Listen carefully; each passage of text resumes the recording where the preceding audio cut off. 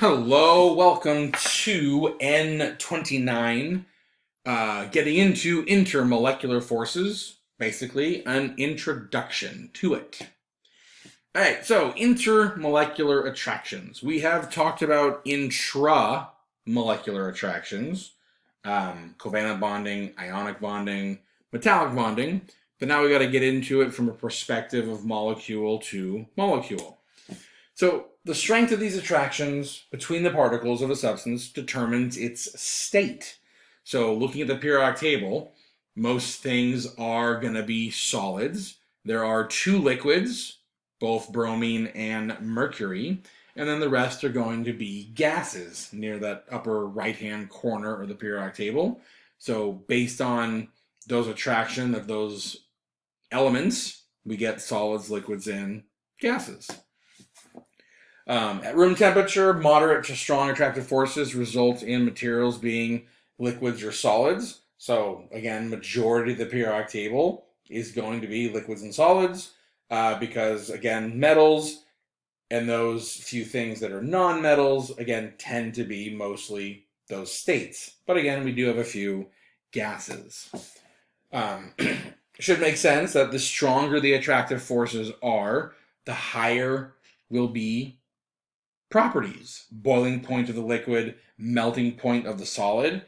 Yes, there are other factors that influence melting point, but again, our purposes is looking at the intermolecular attraction between molecules that hold it together as a liquid or a solid. So again, stronger the IMF, higher the properties are going to be. Weaker the IMF, the lower the properties are going to be. Again, boiling point, melting point, density, just to name a few. So why are molecules attracted to each other? Just kind of generally speaking, if you look at the image here to the right, the dotted line is my intermolecular force. So the attraction of this molecule, we'll just call it water, to this other water molecule, that's your intermolecular force. If I'm looking between red and white, that's the intramolecular force, the bond between atoms. So intermolecular attractions, again, are due to the attractive forces between opposite charges. Things can't really stick together if they don't have an opposite charge. Kind of gets in the way. So we could have a positive ion to a negative ion. Again, looking at ionic bonds in that sense, but still a charged species. The positive and negative end of a polar molecule. So if this were to be a water molecule, we know oxygen, the red in the image, more electronegative, sucks those electrons in the bond closer to it, making the hydrogen side electropositive.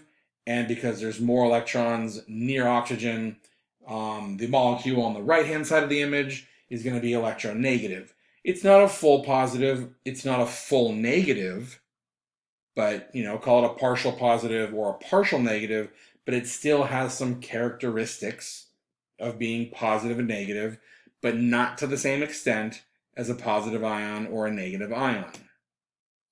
Hydrogen bonding is especially strong because you're looking at a very large difference in electronegativity. The interesting thing is even nonpolar molecules have temporary charges. So, you think nonpolar things, then there's no polar end, polar positive or polar negative end. But interestingly enough, when it comes to nonpolar molecules, they do have the ability to form these temporary charges. So ultimately, larger the charge is going to be stronger the attraction. That should make sense. So let's go from an ionic perspective. Putting ionic salts into water, the attraction of those ions to a water molecule and vice versa are going to go up depending on the charge. Sodium chloride versus calcium chloride. Sodium is a +1, calcium is a +2. Calcium is going to be attracted to water and vice versa much more because of that increase in the charge. Longer distances equal weaker attraction. So if things are further apart, kind of like Coulomb's law, same idea, larger charge. Think Coulomb's law for a second. Larger distance dividing by a larger r value, lowercase r, it's going to be a smaller lattice energy from that perspective of ionic compounds. But still the same idea can look at molecules with their intermolecular force. Size of the radius is going to matter, and it's going to affect the ability for the attraction to occur. But again, these attractive forces, they are relatively small compared to bonding forces between atoms. So an intermolecular force between two water molecules is quite weak compared to the actual bond between a hydrogen and an oxygen atom within the water molecule. So got to keep in mind that intermolecular forces, they're not that strong. Compared to each other, we can rank them in their strength, but compared to an actual bond between two atoms, they are relatively weak.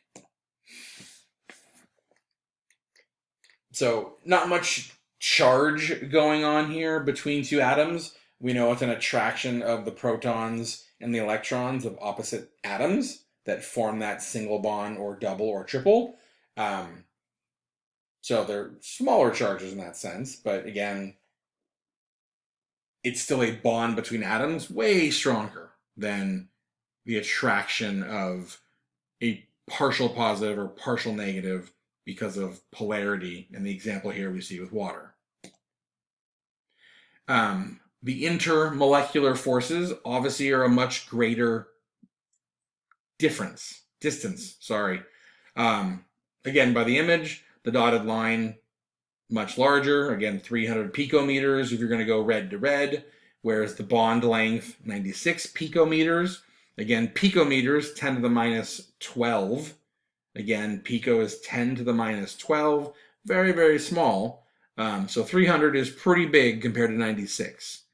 So these partial charges and the distance are kind of playing a very large reason and have a large effect on why IMFs, intermolecular forces, tend to be on the weaker side compared to actual bonds. So, few trends in the strength of intermolecular forces. First one, stronger the attraction between the atoms or molecules, the more energy it will take to separate them. So, again, looking at Coulomb's law, you can't really use Coulomb's law in the sense of IMFs compared to using Coulomb's law with ionic compounds, but it's still kind of the same idea. Greater attraction requires more energy to separate it. So think the process of boiling, you are separating molecule from a molecule. That's, stronger that attraction is, larger the boiling point is going to be. Hence, boiling liquid requires that we add enough energy to overcome the IMF to get individual particles to become the gaseous state. But keep in mind, when you boil something, you are not breaking bonds between atoms. You are breaking the bond, or the IMF, between one molecule to another molecule. Very distinct difference. Higher the normal boiling point of a liquid, the stronger the intermolecular attractive forces are going to be. Normal boiling point is basically when vapor pressure equals atmospheric pressure. We'll get into vapor pressure later on, I think in this chapter, but it will become very apparent in solutions, which is our next chapter. So IMFs are going to play a very large role in what's going on with solutions when we get there. So hopefully we're seeing that the IMF controls properties. If you look at the things you should know but don't know yet, page 2, it has a box that has large font and small font. Large font representing strong or strong IMF or large properties, high properties, and the small font representing a weak IMF or weak or lower properties. So you can check that box out when you get a chance. So, our kinds of attractive forces dealing with intermolecular forces. The first one is going to be London dispersion. London dispersion forces occur in everything, but if we're specifically looking at the strongest one being London, then we're focusing on non-polar molecules as well as your noble gases. Now, a temporary polarity occurs because it's an unequal electron distribution within the molecule. So another fancy word for it is the polarizability. At any given moment, the electrons may be on one side of the molecule or the atom compared to the other. And in that instance, you get a partial positive and partial negative that exists that can then be attracted to another of its same kind doing the exact same thing. So again, London dispersion are in everything, but to consider it to be the strongest one, you're looking at non-polar molecules and noble gases. Next one, dipole-dipole. Again, this is just a permanent molecule that is polar. So think Vesper. Has to come into play to figure out the shape of the molecule and is it polar. Then if you know it's polar, then it has to have IMF dipole-dipole attractions. So if you're not polar, you cannot be dipole-dipole. Now, realize if it is a dipole-dipole attraction, because it is a permanent polar molecule, that is the strongest IMF that exists. But London also exists. As long as you have electrons, you have London dispersion. And our last one is hydrogen bonding, which I'm pretty sure most of you have heard of, especially with DNA, you lovely bio people. Now, hydrogen bonding is just a specific dipole-dipole where hydrogen itself is bonded to nitrogen, oxygen, or fluorine. It also tends to have involved with it a lone pair of electrons. Take ammonia, hydrogen bonded to nitrogen, and there's a lone pair. Take water, hydrogen bonded to oxygen, there's two lone pairs. So keep that in mind, lone pairs, but again, hydrogen bonding only exists if you have a hydrogen that is bonded to nitrogen, oxygen, or fluorine. So again, coming from the strongest type of IMF, if it is hydrogen bonding, that's your strongest one.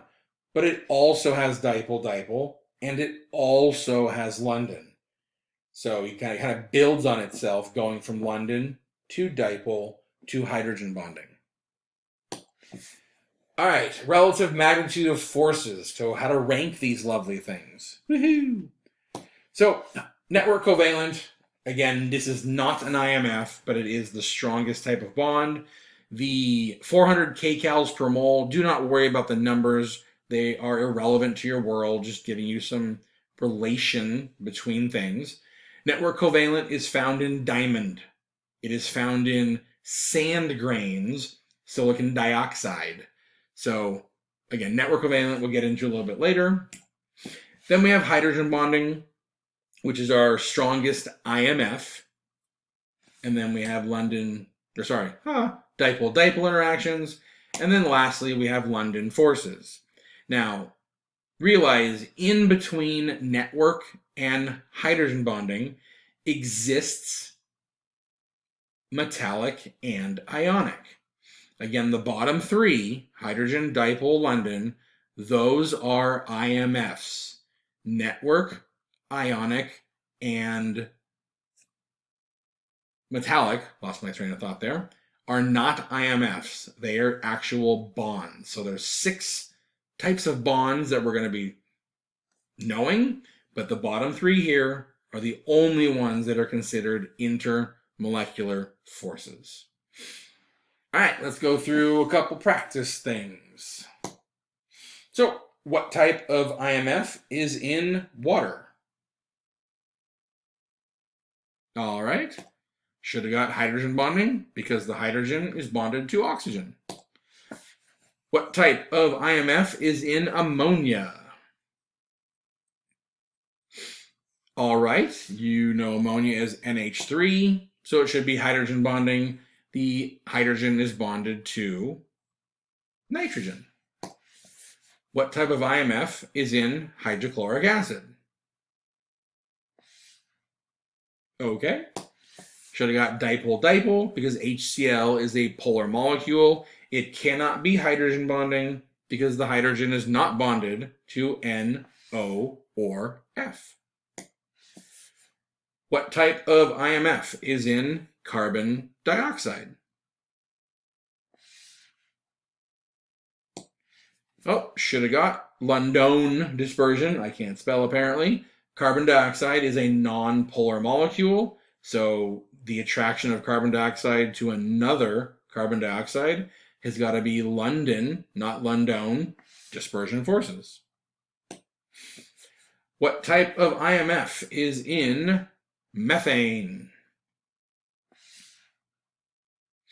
And the answer is London dispersion. Methane is a non-polar molecule. All non-polar molecules and noble gases use London dispersion. What type of IMF is in hydrogen sulfide? Oh, should have got dipole-dipole. It is a polar molecule. Similar, if not same shape as water, but again, hydrogen is not bonded to N, O, or F. Therefore, it cannot be hydrogen bonding. Has to be dipole-dipole. Thank you very much. I'll see you guys next time.